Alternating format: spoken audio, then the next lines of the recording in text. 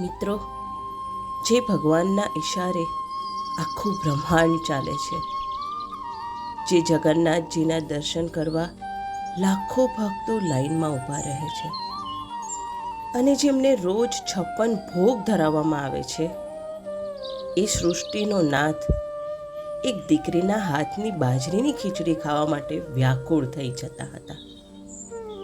મિત્રો, આજે પણ જગન્નાથપુરીના મંદિરની અનોખી પરંપરા છે કે મંગળા આરતી થયા પછી ભગવાનને સૌથી પહેલો ભોગ તો કર્માબાઈની ખીચડીનો ધરાવવામાં આવે છે. જગતના નાથ, રાજાધિરાજ આવી સાદી ખીચડી પાછળ કેમ આટલા ઘેલા હતા? શું હતું એ ખીચડીમાં? ચાલો આજે સમયના ચક્રને પાછળ ફેરવીએ અને જાણીએ ભગવાન અને તેમના પરમ ભક્ત કર્માબાઈની હૃદયસ્પર્શી વાર્તા. આ કથાની શરૂઆત થાય છે રાજસ્થાનના નાગોર જિલ્લાના કાલવા ગામથી. આ ગામમાં જીવનજી નામના એક પરમ કૃષ્ણ ભક્ત રહેતા હતા. દરરોજ સવારે વહેલા ઉઠીને સ્નાન કરીને વિધિ વિધાન સાથે એ ઠાકોરજીની સેવા પૂજા કરતા અને ઠાકોરજીને ભોગ ધરાવતા.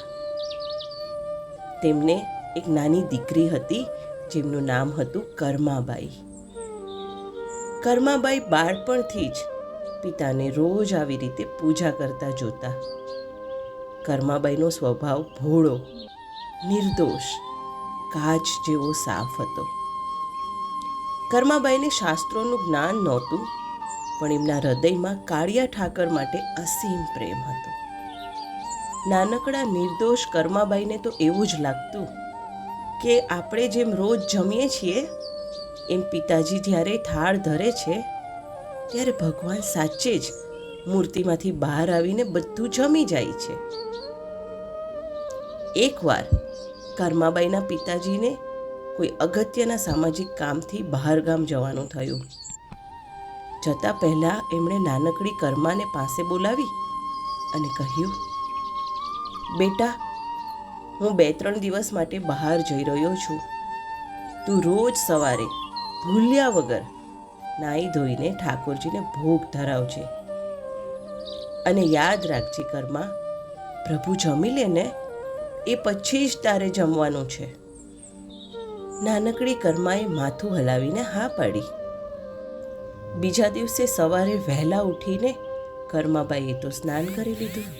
પિતાજીની જેમ બહુ રસોઈ બનાવતા તો નહોતી આવડતી, પણ એમણે પ્રેમથી બાજરી અને મગની ગરમા ગરમ ખીચડી રાંધી.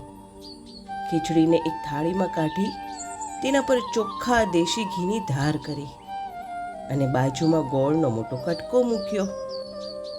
એ થાળી લઈને મંદિરના ઓરડામાં ગઈ ભગવાનની મૂર્તિ સામે થાળી ધરી, હાથ જોડીને બેસી ગઈ અને બોલી, લ્યો મારા વહાલા પ્રભુ, ગરમ ગરમ ખીચડી તૈયાર છે. જો મોડું ન કરતા ઝટપટ જમી લો. કર્માબાઈ તો આંખો ફાડીને મૂર્તિની સામે જોઈ રહી. 5 મિનિટ, અડધો કલાક, કલાક, પણ મૂર્તિ તો જેમની તેમ જ રહી. નાનકડી કર્મા વ્યાકુળ થવા માંડી. એને થયું, નક્કી મારાથી કોઈ ભૂલ થઈ ગઈ છે, એટલે જ પ્રભુ રિસાયા છે. એની આંખોમાંથી દળ દળ આંસુ વહેવા લાગ્યા. એ રડતી આંખે પ્રભુને કરગરવા લાગી, હે કાળિયા ઠાકોર, તું બહાર કેમ નથી આવતો? જો તું નહીં જમે તો હું પણ નહીં જમું. મારા પિતાજી મને ખીજવાશે ને મને કહેશે કે દીકરી, તે ભગવાનને ભૂખ્યા રાખ્યા. આવી જાઓ ને ભગવાન, જમી લ્યો.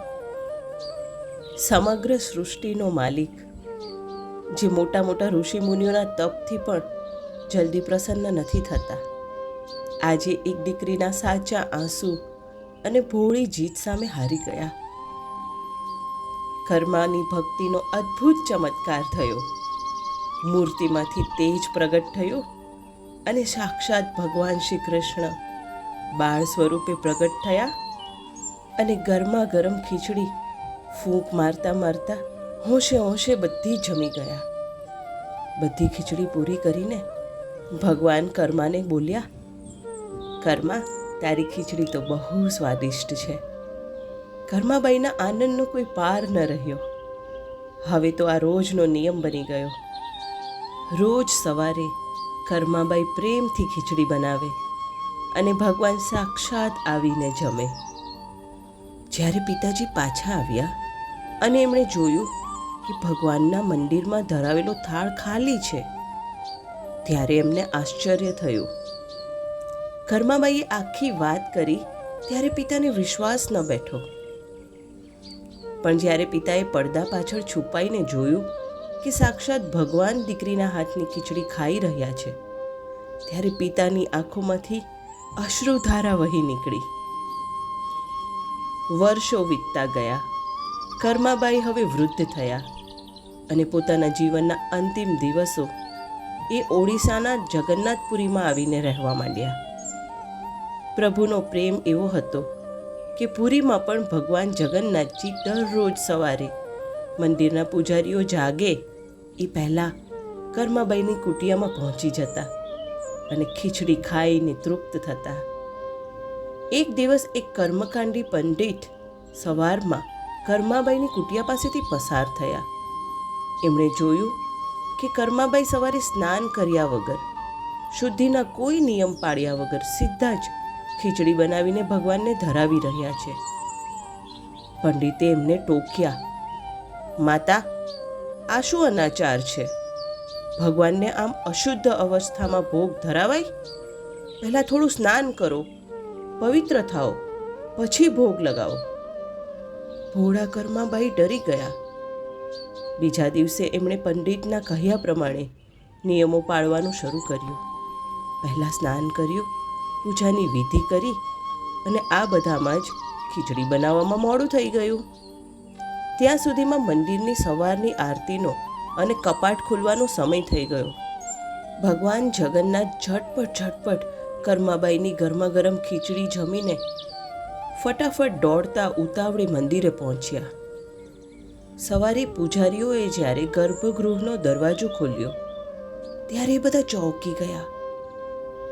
ભગવાન જગન્નાથજીના ગાલ અને હોઠ પર બાજરીની ખીચડીના અંશ ચોંટેલા હતા અને ભગવાનની આંખોમાં આંસુ હતા. એ રાત્રે ભગવાને મુખ્ય પૂજારીને સપનામાં આવીને કહ્યું, હે પૂજારી, તમારા નિયમો અને વિધિ વિધાનોએ આજે મારી કર્માને રડાવી અને મને ભૂખ્યો રાખ્યો.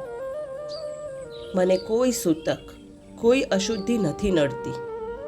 મને તો માત્ર મારા ભક્તોનો પ્રેમ વહાલો છે. બસ એ દિવસથી પૂજારીઓને પોતાની ભૂલ સમજાઈ. ત્યારથી લઈને આજ સુધી જગન્નાથપુરીના મંદિરમાં રોજ સવારે ભગવાનને સૌથી પહેલો ભોગ કર્માબાઈની ખીચડીનો જ ધરાવવામાં આવે છે.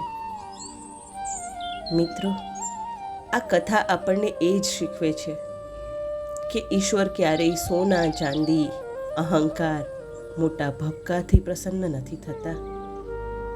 સાચા, નિર્મળ અને ભોળા ભાવના ભૂખ્યા છે. જો હૃદયમાં સાચો પ્રેમ હોય તો ભગવાન મૂર્તિમાંથી પણ બહાર આવવા મજબૂર થઈ જાય છે. ધન્ય છે ભક્ત કર્માબાઈ, ધન્ય છે તેમની અનન્ય ભક્તિને. મિત્રો, જો તમને ભક્તિની આ દિવ્ય કથા ગમી હોય તો વિડીયોને લાઈક કરજો અને પરિવારમાં શેર કરજો. કમેન્ટ બોક્સમાં જય જગન્નાથ લખવાનું ન ભૂલતા. અને આવી વધુ વાર્તાઓ માટે અમારી ચેનલને આજે જ સબસ્ક્રાઈબ કરો. જય પુરુષોત્તમ રાય, જય શ્રી કૃષ્ણ.